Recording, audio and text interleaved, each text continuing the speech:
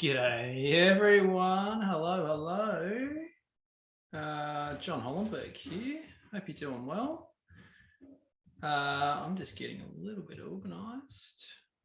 Can I get a thumbs up in the chat if you can see my screen and hear my voice?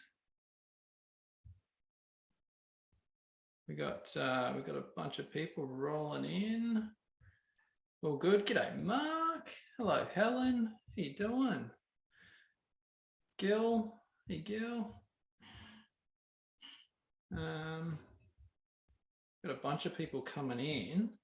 Might just wait another 5-10 seconds. So Rachel, Patty, Nikita, Nicole, thanks for joining me today. Thanks for taking time out of your day to spend that with me. We are talking top digital trends for businesses in 2022. I guess a bit of a New Year theme. Wishing you all the best for 2022 in your digital journey. This is very much an interactive process. If you've got questions, comments, feedback, by all means, put it in the chat. My aim is to keep this short and punchy, no more than 15-20 minutes. Just cover off on what we're seeing there in the coalface in the digital world. I don't need to tell anyone that in the last 2 years, consumer habits have been changing. How you've been living your life is very different. And that's very much accelerated the shift to digital and tech, and everything's very much speeding up. So us looking into the crystal ball for 2022, identified these 4 key themes with a bonus one in there as well. So hang around for that. So really, like the first one isn't around the proliferation of WordPress. Who here, can you give me a little thumbs up or a yes in the chat? Who here has a WordPress website? Yeah, Helen. I know there's a few of you there with some WordPress websites. Fine choice, everyone. And the reason for that, and this is actually a research paper, and it's a very easy to read research paper commissioned by our good friends at WP Engine. WP Engine are the bee's knees when it comes to WordPress website hosting from a managed perspective. And they commissioned a report called the WordPress Economy and found some really interesting stuff in and around WordPress. And the long and short of it is WordPress has absolute market dominance. 41% of all websites on the internet are driven by WordPress. That translates to 82 million WordPress websites online. And if we look at the key stats, the 35% of the top 10,000 websites by traffic are driven by WordPress, which indicates that it can handle a tremendous amount of volume. It's super scalable. All the big guys and gals are using it. So it can be pulled apart. It can be modified. When we get a client that comes to us and says, I need some custom functionality, I really need my website to do this. And we're able to do that because it's an open source bit of software, which means that it's driven via PHP and MySQL. We can layer in stuff. We can modify the key functionality of WordPress, which gives us tremendous flexibility to build that custom functionality. It means there's a super low cost of ownership. There's no licensing fees. And if you send money to Microsoft or anyone like that, those licensing fees can add up, right? So there's basically a zero cost of ownership. Obviously, you want to have a good website host in your life in and around the security stuff. And another really cool thing is in and around the integrations for WordPress.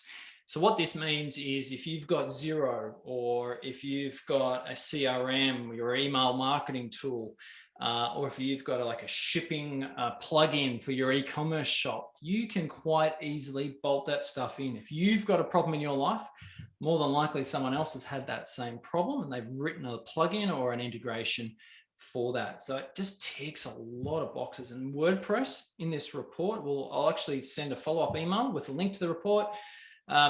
There's a heap of useful, helpful information in there, and it's going to continue to go from strength to strength. So if you're thinking about a website, WordPress should be a serious consideration. The second key trend that we're seeing in 2022 is personalization.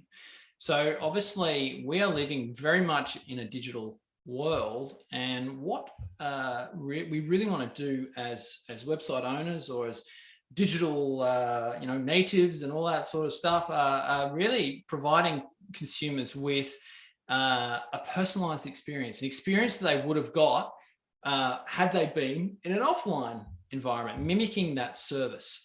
So 80% of consumers say the experience that a company provides, how we make a person feel, is just as important as the products and the services that we are providing. So ways to do this are through location detection. So obviously every person that is accessing the internet has a thing called an IP address, and that can be actually mapped to a geographical location. So then what we can do is serve up unique information or content in and around the actual physical location of a visitor.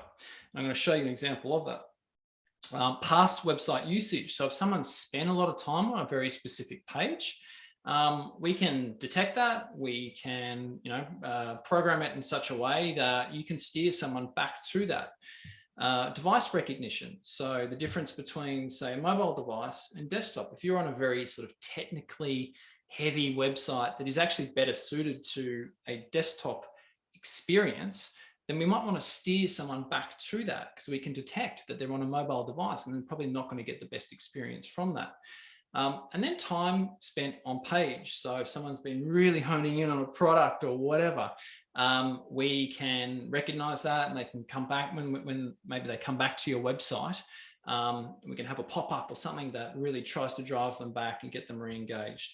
So a practical example of that would be this website. So this is Queensland's largest home builder, Coral Homes. We delivered this website in 2021. And you can see instantly, as I've landed on the page, it has determined my location to be here in the Gold Coast in Southeast Queensland. So I can confirm that. And when I confirm that, you can see here that the offers are unique to a specific geographic location. So all this content changes from region to region because they're offering, different specials and promotions depending on the actual geographical location that you're in and around Australia. The same goes for home designs. So they have specific home designs to different geographical locations. So that's the geo-targeting example. Obviously, I think they've got something like 200 different home designs here on the website. And if I'm in that full buying mode and I can actually save these for comparison, they go to like a side-by-side sort of comparison page. And then for whatever reason, if I leave the website, I'll just do a quick refresh on this and sort of mimic what would be the experience of, we actually just saw it there. Sorry, it just a little pop-up came up there and I was too quick. I hit refresh, but essentially it says, welcome back. Here are the properties that you saved, and essentially that just shows you the interactions that you've previously had. It remembers how you've interacted with the website from a historical fashion. So I guess the key here is to find a balance between bugging people too much, but also being helpful and useful as well.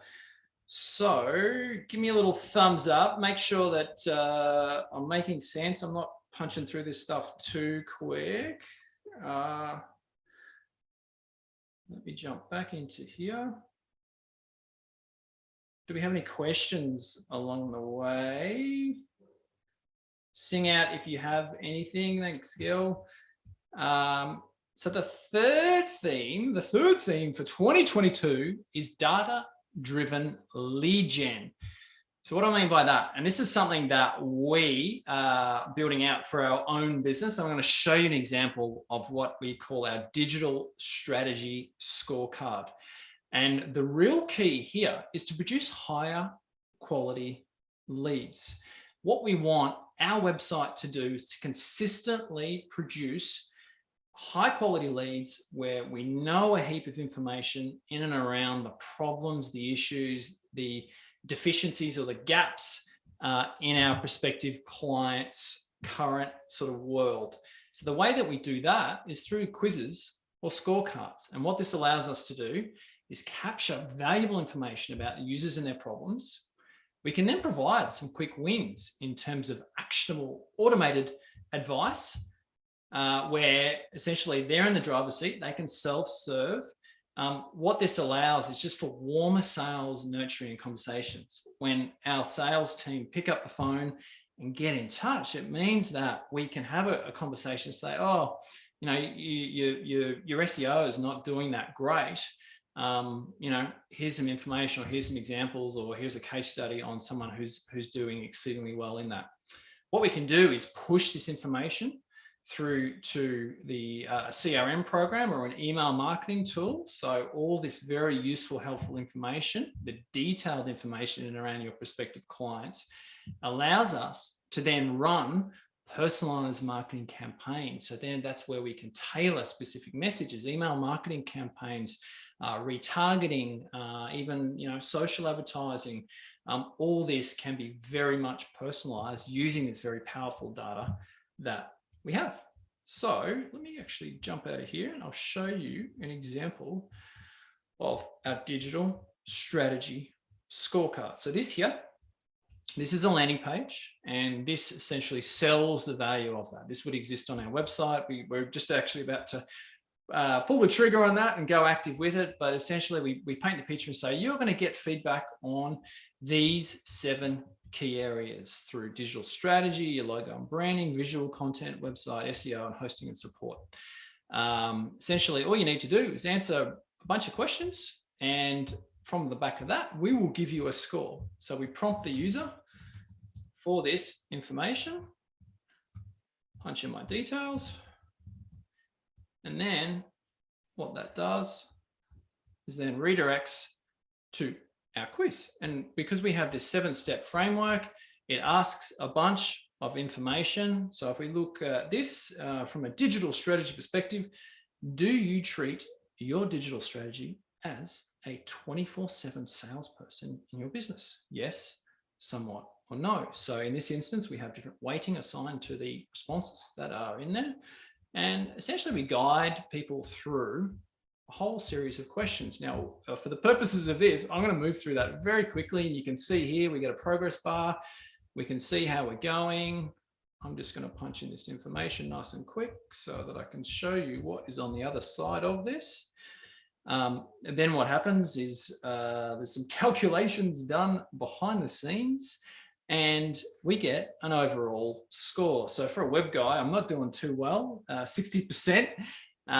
This is Peter. Peter is our head of strategy. He would handle any sort of new client engagement. So we have a video, it introduces him, his face. People can sort of see what he looks like when he picks up the phone and gets in touch. And then what we do is we give an individual breakdown of each of these key categories. So digital strategy, branding, visuals, content, website design and development, SEO, hosting and support.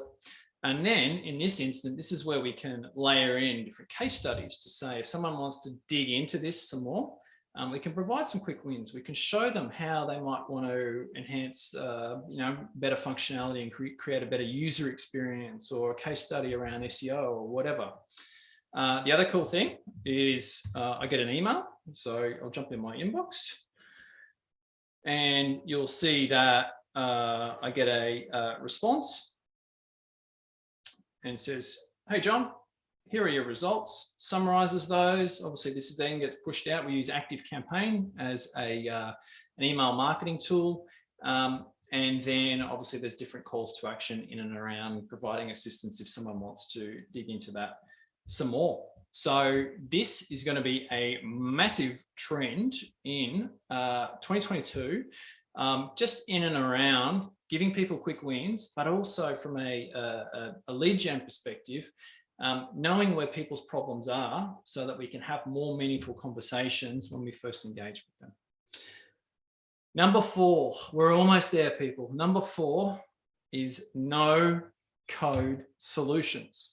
Now, we love this tool. This tool is the bomb. It is called Elementor.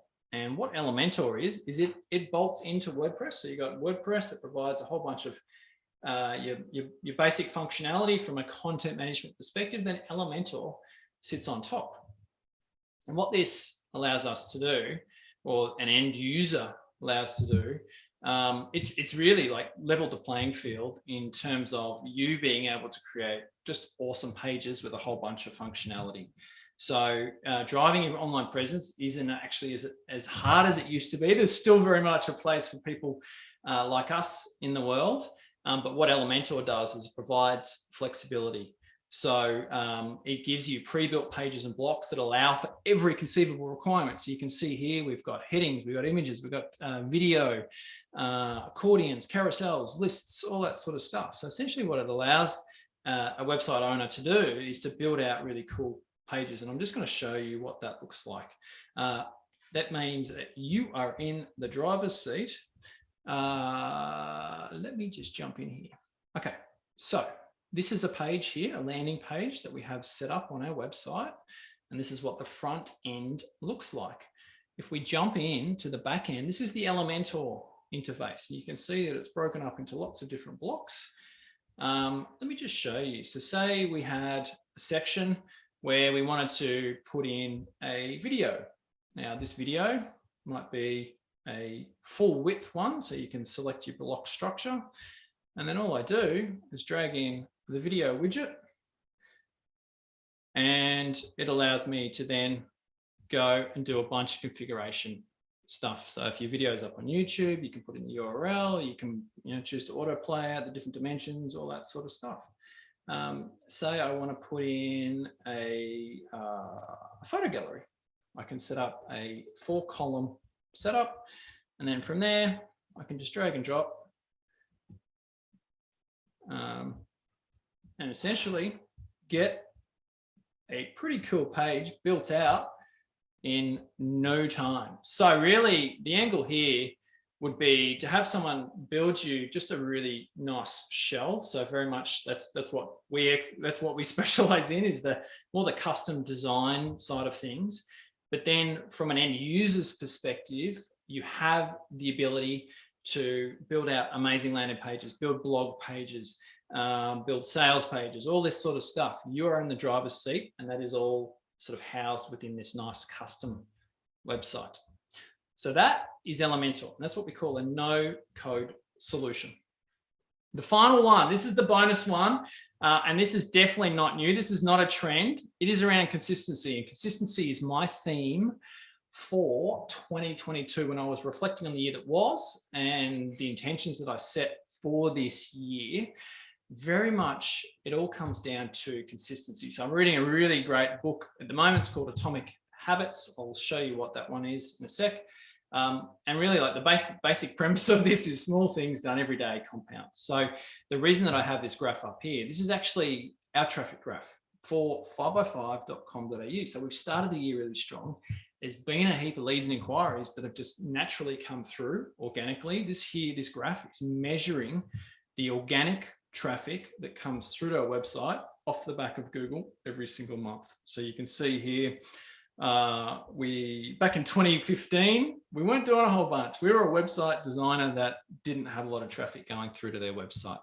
Fast forward 7 years, we're almost at 6,000 uniques, and there's always invariably going to be peaks and troughs as the Google's algorithm goes up and down. But what I do know is that if I continue to invest in our content by doing webinars like this, by creating blog posts, by continuing to invest in the SEO and the content side of things for our website, it will yield results both in the good times and the bad. So that's where you want to be investing, just consistently you know, one of the key points here is your outcomes are a lagging measure of your habits. So habits being, you know, in that mindset, in and around investing in digital. And really breakthrough moments are often a result of many previous actions. So I just wanted to reiterate that that's something that I'm very much investing in, both, you know, through my health and from a business perspective and everything else that I'm trying to get done in this world. This is the book here, super punchy read, nice and easy. You can pick it up and read a chapter before bed, no problems. So that is it. That is the content that I wanted to cover today. We are coming up to 20 minutes. Does anyone have any burning questions? Has anyone found this helpful? I'd love to maybe understand what your theme is for the year. Does anyone have a one-word theme that they'd like to share with me in and around what 2022 holds for you, whether in a digital sense or just a general sort of personal sense? Tell me where you're at. Building that, Helen. So yeah, building that consistency. That is awesome. And you can see that it's only taken us 7 years or so to get to those numbers, but we will keep investing. We will keep working on that, and we will continue to. So we've got Nicole. Nicole's raised your hand. Nicole, maybe if you just want to, do you want to punch your question into the chat? And just while I do that, we've got Warren. How do you see video, i.e. your content? Okay, so correct me if I'm wrong, Warren, but I'm assuming the intent of your question is, I'm assuming it's around the creation of video, like how are we investing in video, or I'll answer that. So really, like, we've got a videographer that we have a relationship. Percentage of your content. Okay, apologies. All right. So my view on that is for every bit of content you have, ideally, you have 3 things on a page. You have a video. So in this instance, this webinar, we have a video of it. It'll be uploaded to YouTube. We will get it transcribed. I've actually written this post already. It was featured in a news publication. So we've got a video, we've got content, and there'll be images within that as well. So we get this perfect trifecta of those 3 amazing things. When you do that and you house that on a page around a very specific topic, more often than not, that page will rank exceedingly well in Google, assuming there's some good on-site optimization that's done, and you will get results. So from a percentage perspective, it'd be 33%. I think there's like another trend that we're seeing from a content perspective is simplicity as well. So just removing all the fluff. People's attention spans have been reduced even further. So if you can get straight to the point on a specific bit of informational content, that would be my advice. Does that answer your question, Warren?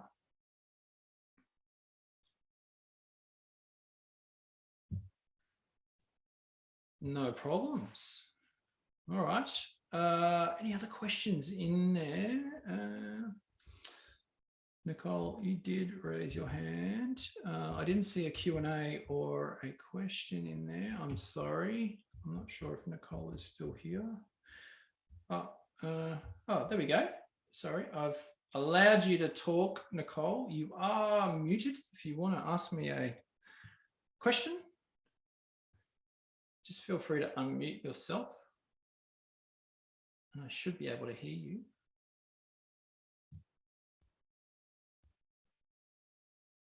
Oh, and we got Helen as well. Helen, feel free to unmute yourself as well. Oh, hi, John. Hey, how you doing? Good. Yeah, thanks for this. Very helpful. Definitely picked up some very good pointers from you today.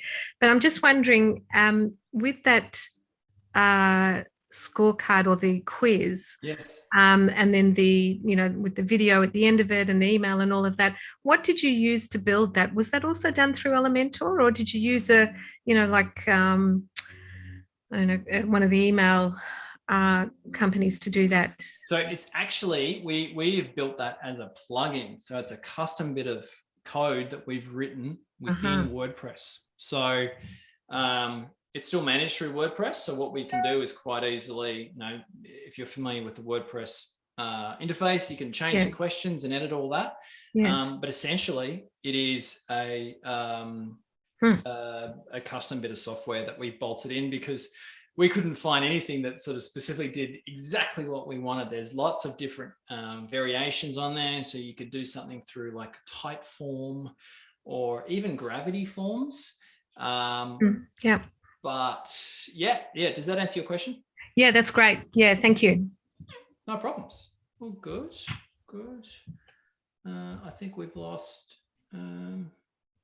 Everyone's sort of signing off now, so I might call it a day. Thank you very much for joining us today. Stay tuned. We have got another one coming up next month. So we will shoot you an email and let you know. We'll send you an email as well, just with a follow-up, some links to all these different assets, and go forth, be productive, be consistent, and go and share your magic with the world. Thank you everyone, and we'll chat to you soon. See ya. Bye.